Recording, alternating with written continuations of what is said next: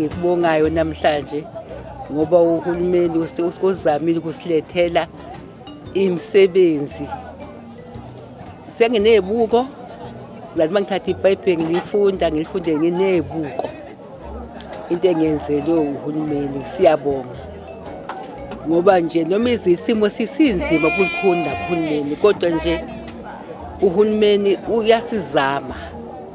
Uhulumeni esizama nje, impesheni ngiyayihola, nabazukulu bayayihola imali yabo, nalaba abangasebenzi u-350 bayawuthola.